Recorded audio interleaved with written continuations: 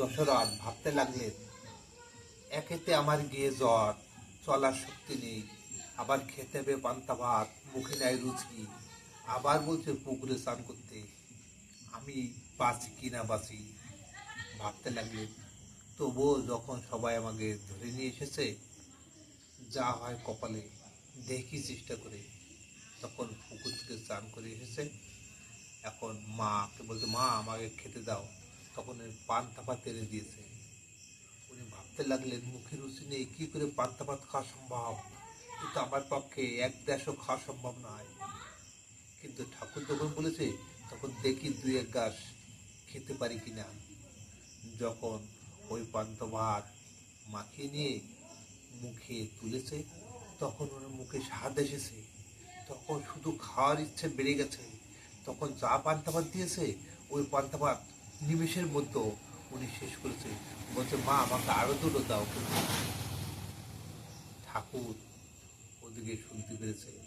ঠাকুর বললেন, ধরত, এখন অল্প খাও, খাও, পুনরায় গরম ভাতও পরে খাবে, এখন থামো।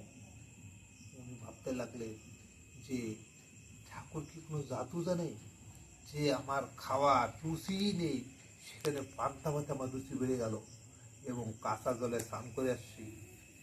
কপালে কি হয়, জ্বর তো টাইমে টাইমে আসে, এদিকে জ্বর আসার টাইম হয়ে গেছে।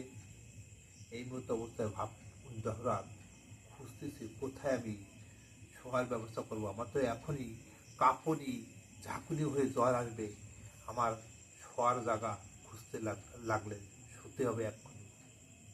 তখন ভাবছে, ঠিক আছে জ্বর আসুক, তারপরে না শোয়া যাবে।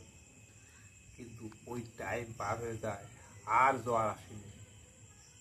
ধরাত ভাবতে লাগলেন, তাহলে কি কোনো জাদু বলে আমাকে এরকম ব্যবস্থা করলো, দেখা যাক এবার নয় জ্বর আসেনি, এর পরের যে পালা তখন কি করে।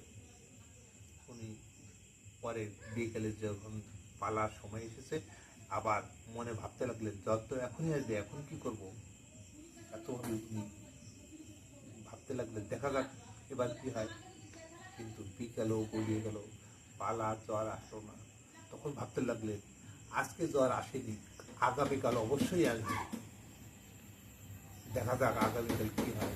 ঠাকুরের হয়তো কোনো কারণে জ্বর আজকে আসেনি, আগামীকালও উনি সেই সকালে পালা, দুপুরি পালা, রাত্রে পালা, সকালে পালা জ্বর আসেনি, দুপুরি জ্বর আসেনি, এবং খাওয়ার রুচি বেড়ে গিয়েছে, অল্পে তো হচ্ছে না, আর বাড়ি বসে উনি খেতেই পারতেন না। এইভাবে কয়েকদিন কেটে দিতে লাগলো।